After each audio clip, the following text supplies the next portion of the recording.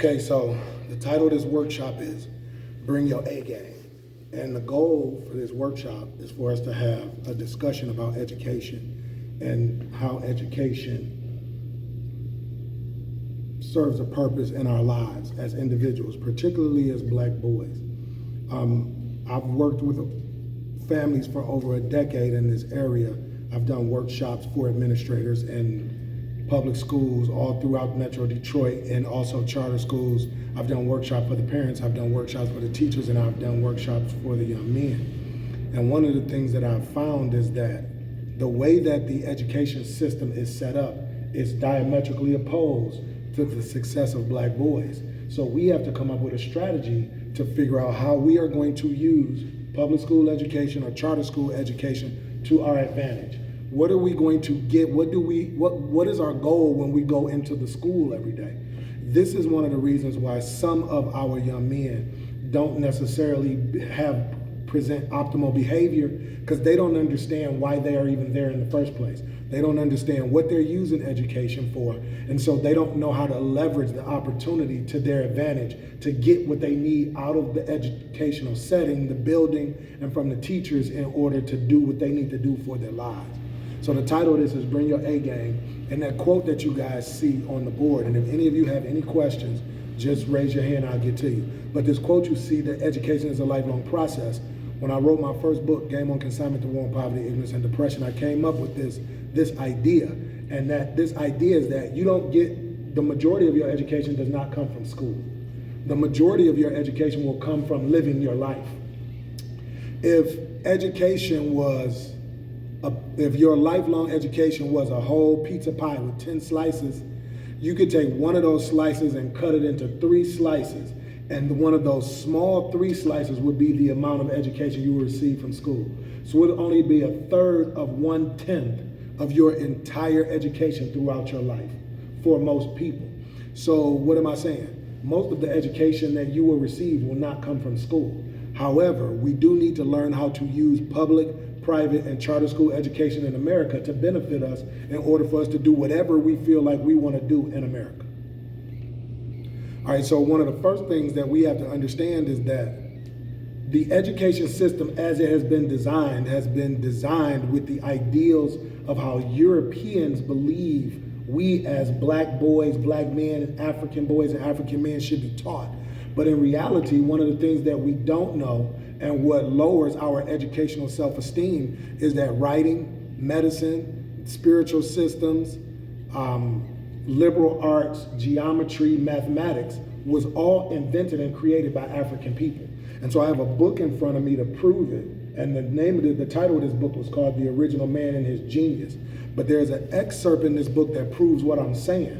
And this is one of the reasons why Black boys act up in school, because they really have no connection to their genius. They don't know how great they are. Now, some of us may come from families where our moms and dads tell us how great we are, how intelligent we are, and so we don't have that problem. But for most boys, by and large, in excess of over 67 to 73% of Black boys who attend public and private school really don't have an educational identity, meaning they don't understand why they are there and what the goal and the purpose is for their life. They're just told to go to school, get an education, go to college, and get a job. But sometimes that does not align with how we see the world. And so some people are painters, some people are artists, some people are musicians, and God put them on earth to do a specific thing, and it does not align with traditional education. And as parents and teachers, we force that on our kids, and it's unfair. Let me be clear. Education does present a value and a benefit if you understand how to use it. But there are many, many people who have been very successful who did not use traditional education to get to where they wanted to go. So just to piggyback on the fact that Greeks came to Africa as students to discover what Africans already knew, I just want to read a quick excerpt from a book written by a gentleman by the name of Dr. Obenga. In Dr. Obenga's book,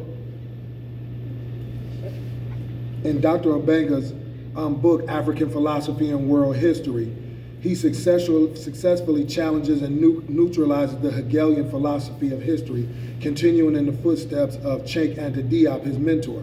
Now, Cheikh Anta Diop was very well known in the 70s for proving that the first people, the first civilization and the first people on earth came from Africa. If the first people and the first civilization came from Africa, that means the first book, the first education, the first money, the first everything came from Africa. And that's just factually correct. That is just the historic data.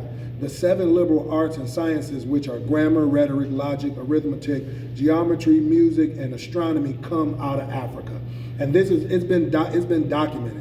There was a gentleman by the name of Dr. Leakey. He was a white anthropologist, paleoanthropologist, and he had a work that he developed called The Progress and Evolution of Man in Africa. And he was satisfied in his research as a European white man that the first man, the first civilization comes from Africa. So it's not just Sheikh Anta Diop and Dr. Abenga. It is some of the most decorated and most intelligent European anthropologists and paleoanthropologists that support the reality that Africa is the civilizational birthplace of history, of the first civilization, and all of the sciences that we study every day. So what does that mean for us as black boys? Why are we struggling in school for something that our ancestors invented? It's because it's been taken, it's been resynthesized, it's been fabricated and then delivered back up to us in a way that we don't understand. But if we were to understand that the first mathematician, the first doctor was Imhotep, then, and that we come from this greatness, we would better understand how we can leverage this knowledge for ourselves to, well, let me say it like this. Dr. Amos Wilson said that a real education, a real true education allows you to solve the problems in your household, for your people, and in your community. And if you have an education that does not allow you to do that, then you don't have a complete education. So we educated the world. All right, so let's re-examine our relationship between education and purpose. So Francis of Assisi said that he who works with his hands is a laborer. He who works with his hands and his head is a craftsman. And he who works with his hands and his head and his heart is an artist. As individuals, we have to understand who we are. We have to know ourselves. Am I a laborer? Am I a craftsman?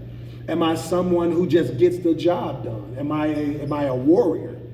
Am I a craftsman? Am I a carpenter that builds things? Or am I an artist? Do I know how to do all things? Do I know how to create things with my hand? Do I know how to build homes? Am I an engineer?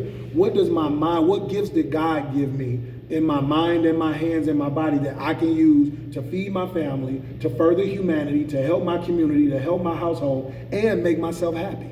Those are the questions that we must ask ourselves. And that goes beyond sitting in somebody's classroom, just being taught what the system is telling us that we need to learn. So these two people you may not know, but he who works with his mind is a master teacher. This is an idea that I came up with. The gentleman on the left's name is Dr. John Heinrich Clarke. He said that he read more books than the average person has ever seen. And when he lost his eyesight, he went blind eventually. When he lost his eyesight, he gained more insight.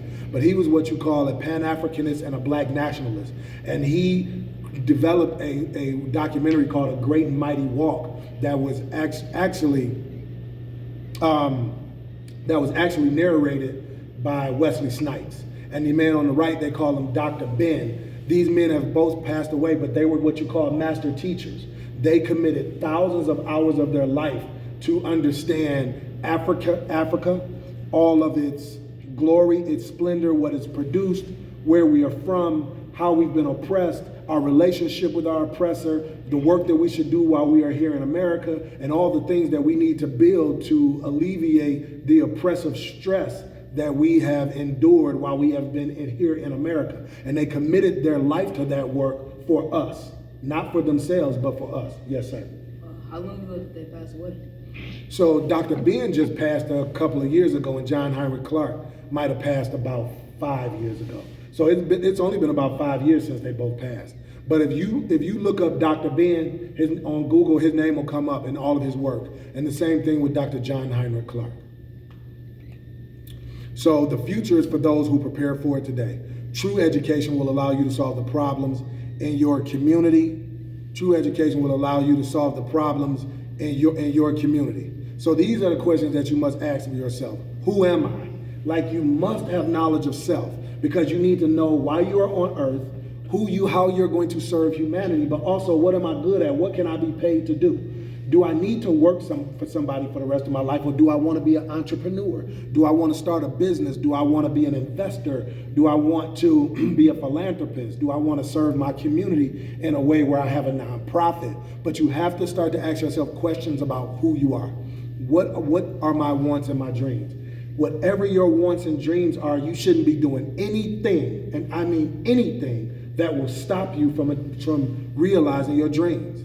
So if you want to be a hooper and you know that doing drugs will thwart your opportunity to hoop, you have no business touching any drugs or any poisons that will stop you from realizing your dream. Every young kid has a dream until adults snatch those dreams from them. And it is important for us to continue to realize our dreams. It is important for adults to continue on with their dreams, because your dreams are a part of your genius. Dreaming is what's going to get you to another place. So at one point in time, 200 years ago, when you would switch a light, there was no such thing as a light switch. And if somebody would have said, Lewis Latimer, whoever created the first light bulb in conjunction with Edison, they would have said, we're going to flick a switch and a light going to come on, they would have laughed at them, because they were walking around with candles. But you got to have it in your head first, and nobody else needs to believe you. You just need to believe it. The same thing with the Wright brothers, quote unquote, inventing the airplane, quote unquote. And so all of these inventions, these things, they were dreams in somebody's mind before they wrote it out, planned it out, and then now we have these things: cell phone, laptop, keys, cars, books. All of these things had to be created in somebody's mind and their imagination before they were ever even real. And we have to understand these things. And just as they did it, we can do it. You can do it. How will I plan my journey? So one way to plan your journey, I'm going to keep using, because I know some of my boys in this group like to hoop. Your journey to college means putting up 1,000 jump shots a day. Or when you get to the point where you are serious, start putting up a lot of jump shots. Working on your handles, your left hand dribble, your right hand dribble. Work on laying the basketball up with both hands, finishing with both hands at the basket. All of those things play a role in this. And these things are important because ultimately, as men, we will all be responsible for financially taking care of our children, our wives, our families. And so this discussion is heavily tied to and in tune with our understanding of how we're going to build wealth, be an earner, and create opportunities for ourselves and the ones we love. The next one is, what tools and resources will I need to complete my journey? I need a gym. I need basketballs. I need somebody to pass me the ball. I need a basketball rim. I need to be around other coaches that can teach me the game. And that's with anything, whether you're going to be a carpenter, a doctor, a lawyer, whether you're going to be an entrepreneur, you're going to have to learn the game from somebody. We can be talking about the proverbial game, the game of life, or we can be talking about the game of basketball, but someone has to teach us the game. And so what do I want to accomplish on my journey? That you want to be successful, right? Is there anybody here today that does not want to be successful? Raise your hand if you want to be successful. Everybody wants to be successful. So we have to figure out how to get that, how to do that. All right, so we have two plans here, the public school plan versus your plan. And your plan could be the public school plan, and if that's the case, that's okay. So look, so in public school, they teach us to get a career, to get a high-paying job. You got to go to high school, get a diploma, get a bachelor's degree, maybe a master's, maybe a PhD, or go to a trade school. So they teach us, go to school, go to college, get a job. Go to school, go to college, get a job. Go to school, go to college, get a job. But college is not for everybody. Sometimes you may want to decide to go to a trade school. But whatever you do, you can go to college and still be an entrepreneur. But you can go take business courses and build a business. Regardless of what you do, the most important thing that you want to do is use whatever resources you have, whether that's a PhD, whether that's a master's degree, whether it's a bachelor's degree. Use those resources to help yourself, help your family, and help your community. Don't take your degrees and all of everything that you've learned and take them and then contract all of your gifts out to other people that get rich off of you. Get rich off your own gifts. Everybody follow me? Yeah. Okay. Or you can choose to pursue your higher calling, your vocation, passion, or purpose. So your vocation is what you do with your life. It doesn't necessarily have to be a job like being a security guard. It could be your vocation, could be you build tables, or you build chairs, or you build houses, or you make coats, or you make gym shoes. And your passion, what is the thing that you love to do? That you love to do more than anything else? And then your purpose, why were you put on earth? Why did God put you on earth? And so on the left-hand side right here, we have a quote from Dr. Martin Luther King where he says, we need leaders not in love with money, but in love with justice, not in love with publicity, but in love with humanity. So as you begin your journey to become who you are going to become, don't let money be the overarching theme of your life. Money is going to be important so you can do certain things, but don't let it be the overarching theme of your life. We need leaders that are in love with justice, and we need leaders who are in love with humanity. So start to think of how you can serve your people, serve your family, and serve humanity. Your personal quest for knowledge. So socialization versus education. So we are socialized in school. They like to teach us what to think in school, not how to think. I remember I was sitting in on a class doing some research, and I was sitting in on a class, and I'm not going to say the school, but the teacher was actually asking the students, why was money important? And so to ask the question, why was money important, and why was money more important than bartering, you would imply what you are telling the child is that money is important and that it is more important than bartering. But money may not be important to the child that you're asking that question, so they may not be able to answer that question correctly, because you are teaching them what to think by saying, why is money important? Because it may not be important to them. The question should sound something like this. Is money important to you? And if so, why is money important to you? If not, why isn't money important to you? Is money more important than bartering? And make a case for why bartering is more important than money. Make a case why money is more important than bartering. That is how you teach a child how to think.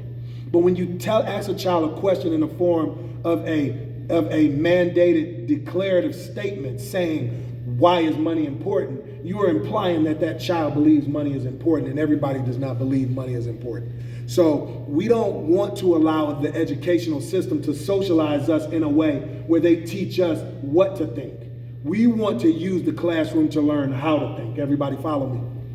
So real education allows us to serve our purpose for our lives. Real education allows us to solve the problems for ourselves and for our families and for our communities.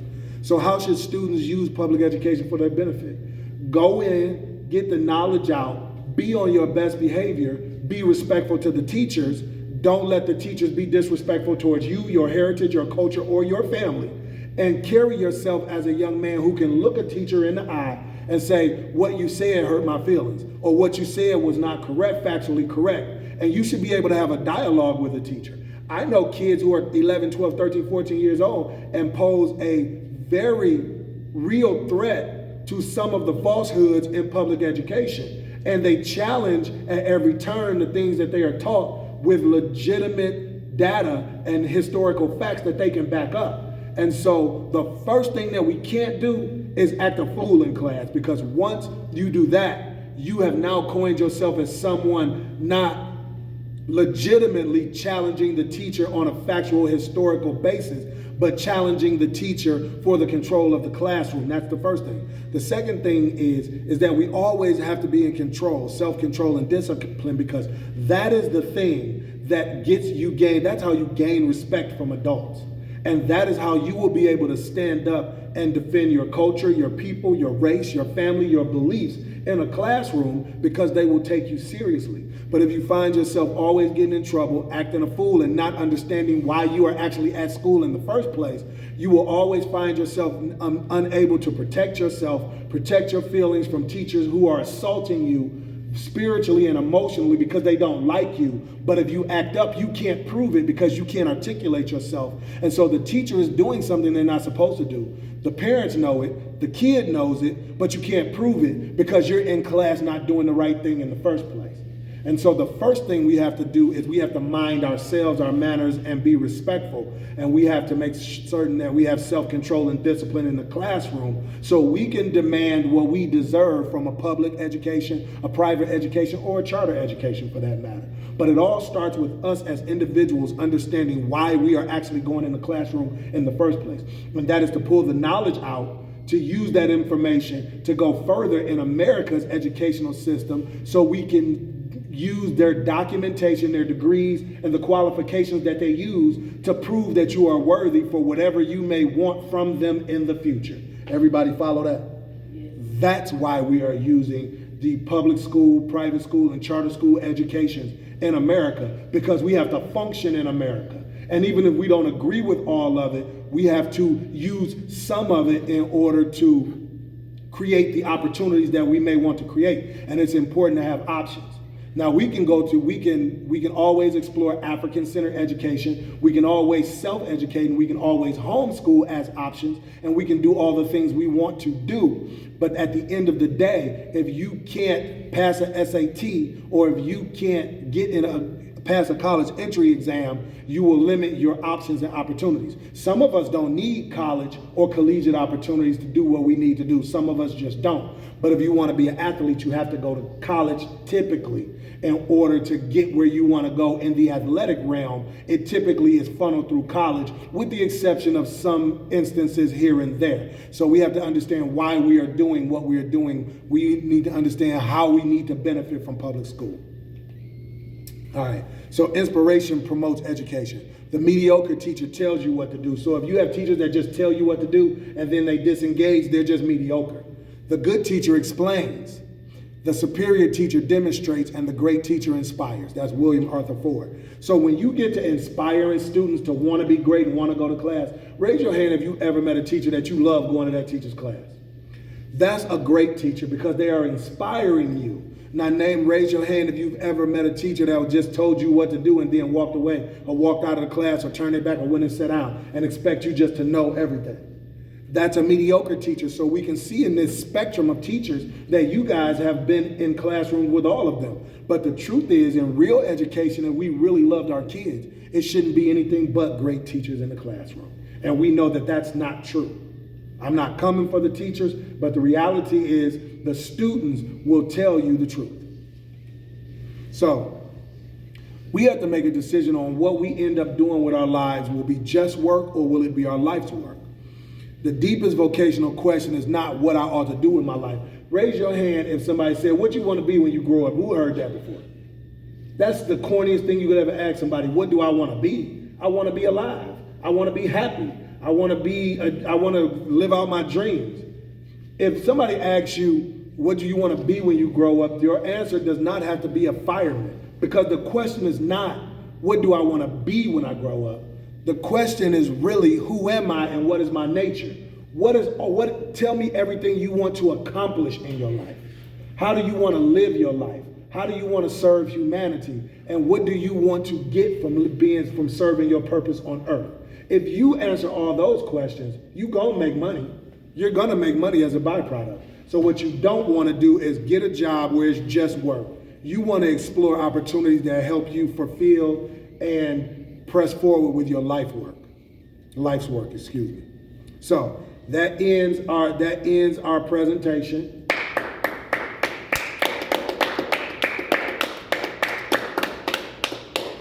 So you can reach us at the Milestones Agency at 313-444-2055. You can email us at info@themilestonesagency.org, and you can visit our website at www.themilestonesagency.org. This workshop is titled Bring Your A Game, narrated and led by Mr. Emmett Mitchell, Executive Director of the Milestones Agency, and we hope that this workshop is of value to you and all of the young people that you expose to it. Thank you.